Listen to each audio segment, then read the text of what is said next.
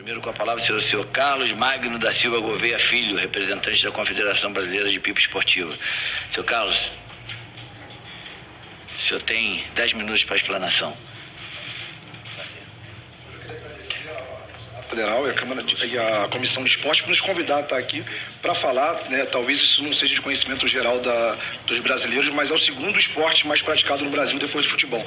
Então eu estou aqui, é uma honra estar aqui representando os milhões de pipeiros de todo o Brasil.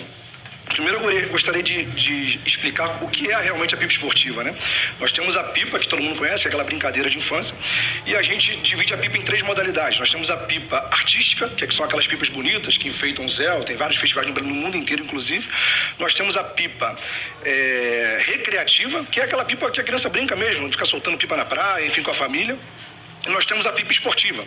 A pipa esportiva ela é igual à pipa recreativa, né? Porém, ela tem um objetivo em comum, que é você duelar contra um adversário, por isso que tem um caráter esportivo. Então, na pipa esportiva a gente chama de combate, né? Então, uma pessoa está com a sua pipa no céu, ela utiliza uma linha com um material cortante para poder cortar a pipa do adversário que está ali a alguma distância dele. Isso é principalmente no Rio de Janeiro, né, Romário? É uma tradição do Rio de Janeiro, hoje está espalhada pelo Brasil inteiro, né? Mas acontece muito dentro das comunidades, enfim. E ela vem passando por uma evolução, por uma mudança também adulta. Por quê? De 20 anos para cá, a gente começou a ter a formação de equipes. Nós começamos a ter a criação de festivais de pipa. A gente já teve festival no Brasil com mais de 50 mil pessoas, em Osasco, em São Paulo, vocês terem uma ideia, né?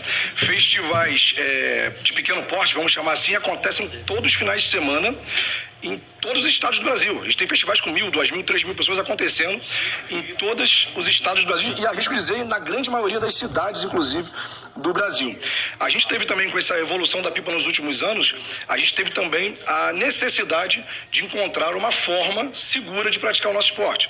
Então, a gente compreende que realmente há um risco de acidente, a gente compreende que, assim como outros esportes, como, por exemplo, a corrida de motos ou a corrida de carros, ela precisa de um autódromo para ela poder ser realizada sem levar risco a ninguém. A gente entende também que o tiro esportivo é realizado também, inclusive, dentro de um local controlado, e a nossa pauta, a nossa defesa é sim, que a gente possa ter um local adequado para que o esporte continue acontecendo. Então, nós chegamos a essa solução alguns anos atrás no Rio de Janeiro, que a gente chama de pipódromos. Hoje nós temos uma realidade já acontecendo no estado do Rio de Janeiro de 7 pipódromos legalizados. Nós temos uma legislação estadual que ela regulamenta a prática da pipa esportiva nesses espaços. Temos já há alguns anos esses pipódromos funcionando sem acidente. Temos também no Rio de Janeiro diversos pipódromos informais. Tem pipódromo lá que acontece todo final de semana com mais de 3.000 pessoas. Tem um que, inclusive, que é o mais antigo, já acontece desde 2009. Esses festivais informais lá não estão dentro da lei, porque ainda não é legalizado esse pipódromo. Porém, eles acontecem há mais de 10 anos, 15 anos, e nunca teve um acidente dentro do pipódromo. Isso é bom também deixar claro que o risco do acidente, gente, ele acontece quando você tem um agente de velocidade que acelera a linha.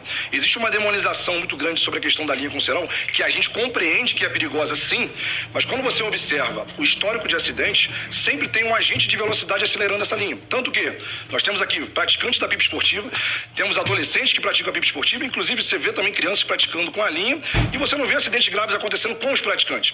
Esses acidentes acontecem quando você está num local que essa linha cai numa pista principalmente, e você tem um carro, uma moto, enfim, algum agente de velocidade que acelera essa linha, e aí o poder cortante dela fica absurdo, a ponto de levar a acidente, tá? Então, o risco de, vamos assim, para os praticantes, ele é mínimo, né? Você tem um cortezinho no dedo, enfim, como quem joga futebol torce o joelho, enfim, tem um problema ali também, acontece também, né? Mas nada grave, né? Por isso que, quando a gente fala de pipódromo, inclusive, a gente defende que esse pipódromo seja afastado das vias. E outra coisa importantíssima, que dentro do pipódromo não tem a bicicleta, não tem a moto, não tem a carro, não tem nenhum agente de velocidade que possa gerar esse risco, inclusive para quem está praticando esporte, né? Eu acho que o caminho realmente para a solução é a gente regulamentar os pipódromos em todo o Brasil. Já temos uma experiência acontecendo, que é no Rio de Janeiro, com 7 pipódromos funcionando, e isso está mostrando que funciona. Então não é uma coisa que a gente está supondo que vai funcionar. Isso já está acontecendo lá no estado do Rio de Janeiro. Na cidade do Rio de Janeiro, que é um dos maiores polos de prática de pipa esportiva do Brasil, ainda não tem. Nós estamos numa luta muito grande lá ainda, né? Mas ainda não conseguimos. Eu falo do Rio de Janeiro porque eu sou do Rio de Janeiro, tá? Então estou mais familiarizado com a realidade do Rio de Janeiro. Em relação ao PL 339 de 2024, a gente participou da construção desse projeto na Câmara dos Deputados. Inclusive, a gente passou bastantes informações que foram incluídas no projeto sobre a questão de reconhecer a pipa esportiva, né, como esporte, que até então não era reconhecida a nível nacional. A gente falou também da importância da criação dos pipódromos, o projeto trata disso, né, e falamos também da importância da manutenção, da legalização, da utilização da linha esportiva dentro dos espaços adequados. Então, o projeto está bem completo nesse sentido. O que aconteceu na Câmara, ele foi votado, se não me engano, no primeiro dia do retorno do recesso. E ele passou, na minha visão, com uma falha ali, justamente no artigo que define o que é a linha esportiva. Ele fala lá o seguinte, que inclusive esse texto eu escrevi lá no Rio e ele foi mais ou menos baseado nesse texto.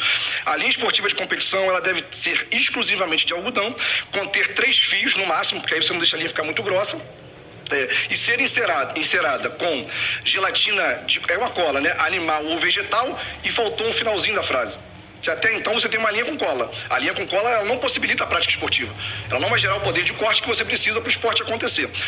Aí faltou uma implementação que seria e-material cortante ou e-material abrasivo, enfim. Por isso, a gente procurou alguns senadores de algumas semanas para tratar disso e procuramos a senadora Leila, e inclusive ela apresentou essa emenda. Então, essa emenda é para justamente fazer com que o projeto realmente não acabe com a pipa no Brasil. Porque se ele for aprovado como está, sem a emenda, você acaba com a possibilidade na rua, você cria a criminalização, mas também acaba com a possibilidade da prática dentro do pipódromo. Porque se não pode usar a linha com material cortante dentro do pipódromo, o esporte para de acontecer. É a mesma coisa que você fazer uma corrida de moto e dizer que só pode correr a 5 por hora. Né? Então você tem que ter ali, né, que as pessoas possam ter seu diferencial. E aí eu queria fazer uns apontamentos aqui sobre o projeto, né? Além da aprovação do projeto com a emenda, que a gente precisa muito dessa emenda, tem outros pontos importantes desse projeto que eu queria salientar aqui para vocês. O primeiro, né, a gente acredita que a penalização criminal ela é exagerada.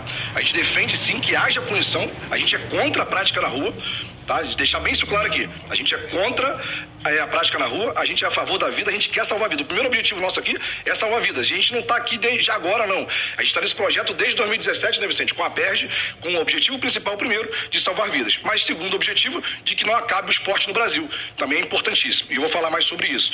O projeto, ele trata também, acho que precisa também ter, ele precisa sim, né, não a criminalização com penal, mas sim com punições e multas, enfim. Inclusive em relação às multas, eu acho que seria importante que esse dinheiro da multa voltasse para a pipa. De que forma? Através da conscientização para o uso correto da linha esportiva.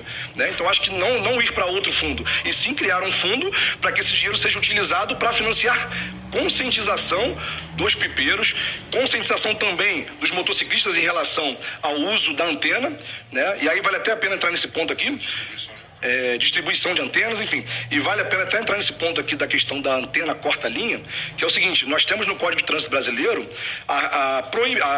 o estabelecimento de item obrigatório de segurança a antena corta-linha. Só que somente para motofretista, gente. A vida do motofretista, ela tem o mesmo valor que a vida do motociclista que usa a moto para passeio. Então existe, na minha opinião, uma falha no Código de Trânsito Brasileiro quando ele só visa ali, com esse artigo, ele só visa proteger a vida de quem está usando a moto para trabalhar. Mas e quem usa a moto para passeio? Então é importantíssimo que seja alterado, inclusive, o Código de Trânsito Brasileiro nesse artigo, para que você tenha segurança para todos que utilizam as motocicletas. Né? Além disso, outros pontos importantes do PL, que eu acho que a gente poderia ter alterações. O prazo para a instalação dos pipódromos, gente. Hoje nós só temos praticamente legalizados 7 pipódromos no Brasil e todos estão no Rio de Janeiro. A partir do momento que a lei for aprovada, como é que ficam essas pessoas que soltam nesses lugares que não tem pipódromo? Você vai acabar com a prática por alguns anos, talvez. E quando você acaba com a prática por alguns anos, ela dificilmente retoma. Então vai abalar a cultura da pipa, vai abalar a pipa esportiva, se a gente não tiver um prazo para que os prefeitos adaptem a sua realidade da sua cidade a essa nova lei federal. Né? Também outra coisa que é em relação às crianças, né? A Damares eu acho que não está aqui, mas ela falou sobre isso na última reunião. Em relação às crianças, existe sim a possibilidade da prática segura para crianças, né? No Chile, por exemplo, as crianças disputam um campeonato utilizando a linha esportiva, tá? Mas a gente até propõe que no Brasil possa ser até diferente, que a gente tenha uma regulamentação da prática para as crianças, a gente usando um pedaço de linha esportiva somente na frente, e na mão da criança ela usa a linha pura. Então você continua tendo esporte, porque não adianta a gente resolver aqui a questão questão do esporte para os adultos, legal, porque acima de 16 anos tudo bem. Mas e a continuação do esporte, gente? Ele vai acabar? Porque quando a gente acabar, a gente morrer, todo mundo que está aqui, os pepinos adultos, quais são as crianças? Qual é a renovação que vai acontecer? Se você não pode deixar uma criança praticar o esporte, né? Então acho importantíssimo também a gente pensar nessa questão. Para finalizar minha fala, já deu meu tempo, né? A gente tem outras medidas para poder salvar vidas. Eu acho que a aprovação desse projeto ele é importante, porém, a gente precisa da conscientização dos praticantes de pipa esportiva quanto ao perigo da utilização da linha esportiva de forma